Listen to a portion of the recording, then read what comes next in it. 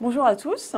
À l'occasion de la semaine de l'investissement socialement responsable, les Échos se sont penchés sur cet univers d'investissement et de gestion qui intègre des critères extra-financiers tels que l'environnement, la politique sociale ou la gouvernance.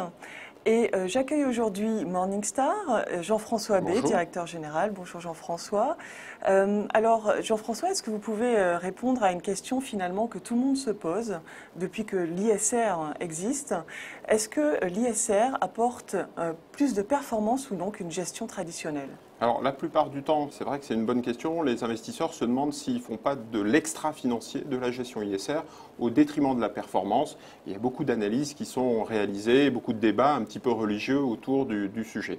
Alors ce qu'on a réalisé avec les Échos, c'est justement une analyse complète sur l'ensemble des catégories Morningstar. On s'aperçoit en fait la conclusion, c'est quoi? C'est qu'il n'y a pas tellement de différence entre une gestion ISR et une gestion non ISR. C'est plutôt rassurant. Quand vous faites de la gestion ISR, au final, ça ne se fait pas au détriment de la performance. Vous avez à peu près le même type de performance à moyen long terme sur les actions, sur les obligations, sur les gestions diversifiées. On a regardé en fait ces performances, vous voyez les chiffres. Vous avez une comparaison des performances actions ISR contre les actions non ISR, les obligations et les gestions diversifiées. En jaune, c'est plutôt la gestion ISR qui se comporte mieux en termes de performance ou en termes de risque. Et en rouge, c'est plutôt moins bien.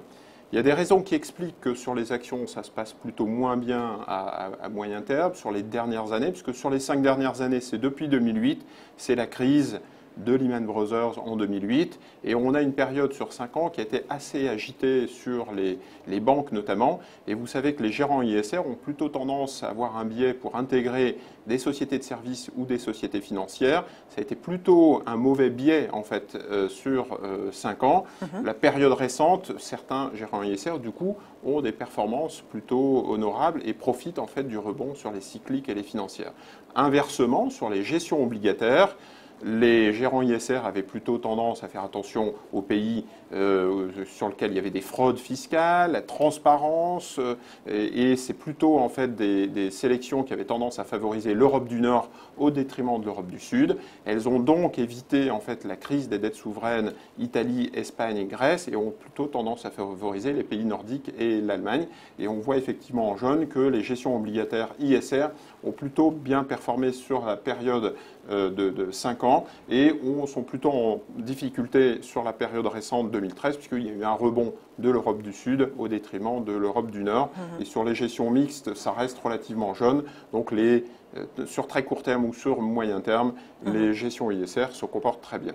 Donc on voit pas finalement de grande différence. Donc quitte à investir, autant investir sur de l'ISR que sur du non-ISR. On n'y perd pas en performance. Exactement. L'influence, par contre, sur le long terme, donc en dehors là de 2013, 2011 ou sur 3 ou 5 ans, c'est pour l'investisseur d'avoir une vraie action comportementale sur les dirigeants de l'entreprise pour faire en sorte qu'elle soit plus vertueuse, un peu comme le consommateur. Et on le voit, l'enjeu, c'est plutôt sur le long terme.